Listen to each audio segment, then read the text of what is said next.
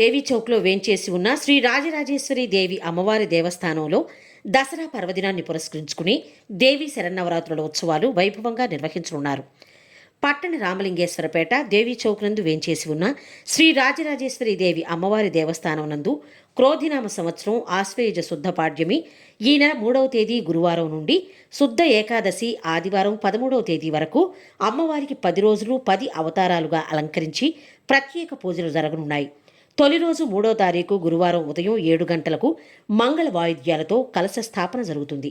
అమ్మవారు శ్రీ రాజరాజేశ్వరి దేవి అవతారంలో భక్తులకు దర్శనమిస్తారు.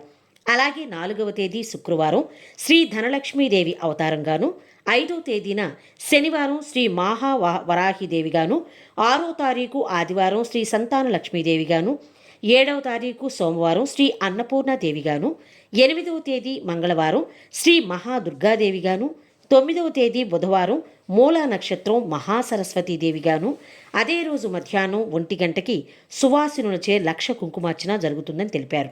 10వ తారీఖు గురువారం దుర్గాష్టమి శ్రీ మహాకాళీదేవిగాను, 11వ తారీఖు శుక్రవారం మహర్నవి సందర్భంగా శ్రీ మహిషాసుర మర్ధని దేవిగాను, 12వ తేదీన శనివారం విజయదశమి శ్రీ పుష్పసేని దేవిగా భక్తులకు దర్శనమిస్తారు.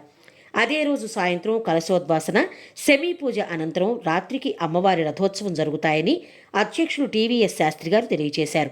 కోశాధికారి దారా బాలకృష్ణ మాట్లాడుతూ, ఈ నవరాత్రులలో ప్రతిరోజు ఉదయం 7 గంటలకు బాలపూజ, మధ్యాహ్నం 1 గంటకు శ్రీచక్రార్చన, రాత్రి 7 గంటలకు అమృత ప్రసాద వినియోగం జరుగుతుందని, మరియు 13వ తారీఖు ఉదయం సత్యనారాయణ స్వామి వ్రతం అనంతరం 11 గంటలకు అన్నప్రసాద వితరణ జరుగుతుందని తెలిపారు. భక్తులందరూ శ్రీ రాజరాజేశ్వరి దేవి అమ్మవారి దేవస్థానం ఇచ్చేసి ప్రతిరోజు అమ్మవారిని దర్శనం చేసుకుని తీర్థప్రసాదాలు స్వీకరించి అమ్మవారి కృపకు పాత్రులు కావాల్సిందిగా తెలిపారు. రామలింగేశ్వరపేట దేవీ చౌక్లో వేంచేసి ఉన్న శ్రీ రాజరాజేశ్వరి దేవి అమ్మవారి దేవస్థానంలో 93వ శరన్నవరాత్రి ఉత్సవాలు 3/10/2024 గురువారం నుండి 13/10/2024 ఆదివారం వరకు వైభవపేతంగా జరగటానికి సన్నాహాలు జరుగుతున్నాయి. ఈ కార్యక్రమాల్లో ఉదయం నుంచి సాయంత్రం వరకు పూజాది కార్యక్రమాలు జరుగుతాయి. ఉదయం పూట 8 గంటలకి బాలపూజ, అనంతరం తీర్థప్రసాద వినియోగం, 12:30 నుంచి శ్రీచక్రార్చన కార్యక్రమం జరుగుతుంది. సువాసినులందరూ పాల్గొంటారు. శ్రీచక్రార్చన కార్యక్రమం అనంతరం సాయంత్రం 7 గంటలకి తీర్థప్రసాద వినియోగం జరుగుతుంది.